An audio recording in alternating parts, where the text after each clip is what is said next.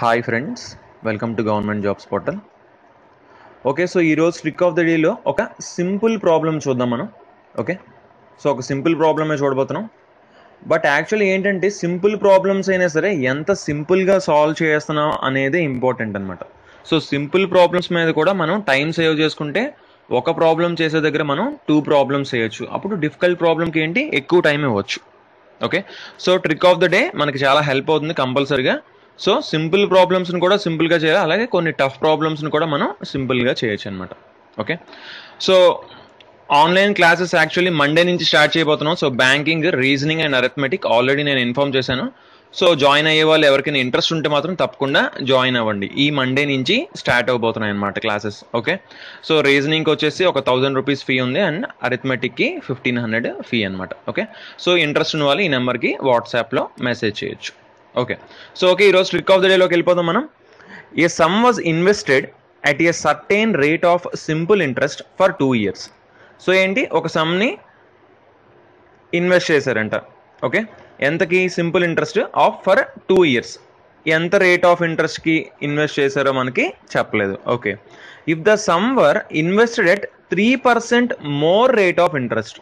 So ఎంత మనకి rate of ఇంట్రెస్టో చెప్పలేదు, అంతకంటే ఒక 3% పెంచుంటే it would have fetched rupees 72 more. So ఒకవేళ 3% పెంచుంటే 72 రూపీస్ ఎక్కువ వచ్చి ఉంటాయంట సింపుల్ ఇంట్రెస్ట్. ఓకే, సో అలా అయితే వాట్ ఈజ్ ద సమ్ అంటున్నాడు. సో ఇక్కడ చూడండి క్లియర్గా సింపుల్గా దీన్ని ఎలా సాల్వ్ చేయొచ్చు అంటే, మనకి ఎంత ఇచ్చాడు సమ్ మెన్షన్ చేయలేదు, రేట్ ఆఫ్ ఇంట్రెస్ట్ ఎంతో మెన్షన్ చేయలేదు. ఓకే, ఫైనల్గా సమ్ కనుక్కోమంటున్నాడు. సో అదే రేట్ ఆఫ్ ఇంట్రెస్ట్ ఎన్ని ఇయర్స్కి ఇన్వెస్ట్ చేశాడు? 2 yearsకి ఇన్వెస్ట్ చేశాడు. ఓకే, సో ఆ రేట్ ఆఫ్ ఇంట్రెస్ట్ కంటే ఒక 3% పెంచితే 72 రూపీస్ పెరుగుతుందంట. ఓకే, సో ఇక్కడే క్లియర్గా చూసుకోవాలి. చూడండి, 3% పెంచినందుకు 72 రూపీస్ వస్తుంది. బట్ చూడండి 3% ఎన్ని ఇయర్స్కి? 2 yearsకి. Okay, 1 yearకి 3%, so 2 yearsకి 6%. 2 yearsకి ఎంత? 6% అనమాట. సో ఈ 6% ఈజ్ ఈక్వల్ టు ఎంత అవుతుంది? 72 రూపీస్ అవుతుంది. ఎందుకు?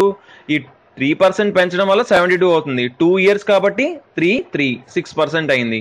సో ఆ 6% పెరగడం వల్ల 72 రూపీస్ అనేది పెరుగుతుంది సింపుల్ ఇంట్రెస్ట్లో. సో 6% 72 అయితే 1% ఆటోమేటిక్గా ఎంత అవుతుంది?